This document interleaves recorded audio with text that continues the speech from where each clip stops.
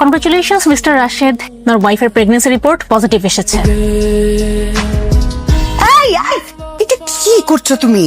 তুমি যদি এটা নিয়ে এখন পড়ে যাও কি অবস্থা হবে ভাবছো একবার? হালকাই তো। কিসের হালকা? এত ভারী একটা জিনিস। মা না লক্ষ্মী, তোমাকে আমি বলছি না যে কাজ করার দরকার নাই? এইসব করার জন্য তো আমরা আছি। আর ওই যে দুই গাধা বসে বসে তামাশা দেখছে।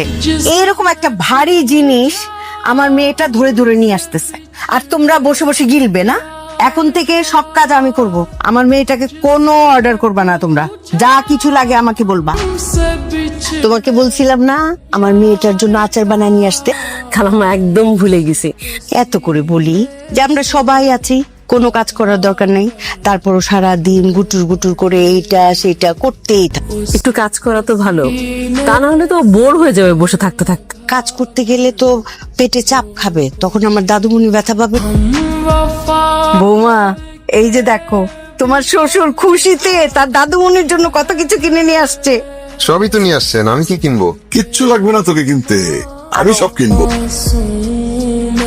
সুসংবাদ, আপনাদের কন্যা সন্তান হয়েছে।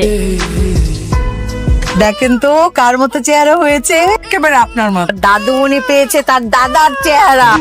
আমাকে প্লিজ মাফ করে দিও, আমি তোমাকে অনেক কষ্ট দিয়ে অনেক বাজে বাজে কথা বলে ফেলছি। কিসব কথা বাদ দিন তো, আমার বাচ্চাটাকে একবার খুলে নিবেন না? আমরা যে বাবা মা হতে পারছি, সংসারের সঙ্গে তুমি কি করলে? নিজে পুরুষকে তুচ্ছ করে আমার কোল শূন্য থাকার দায়টা তুমি নিজের কাঁধে তুলে নিলে। তিলে তিলে ভেঙে পড়বে চিনিও। সবার সামনে নিজেকে অপরাধী বানালে শুধু আমার সম্মানটা রক্ষা করার জন্য।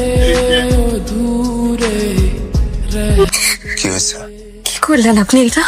কি করলাম? কেন মিথ্যা বললেন আমার? কি মিথ্যা? স্বপ্ন আমার, কেন আমার দোষ নিজের উপর চাপিয়ে দিলেন? আমি তোমাকে অনেক ভালোবাসি রাফা, কোনো কারণে তুমি কষ্ট পাও এটা আমি কখনোই চাই না। তোমার জন্য আমাদের বেবি হবে না এটা জানলে তুমি মানসিক ভাবে ভেঙে পড়তে। আমি তো তা মানতে পারতাম না, আর ব্যাপারটা আমার জানতে পারলে তোমাকে অনেক কটু কথা শোনাতাম। কোথায় পেলাম আমি আপনার মতো মানুষ?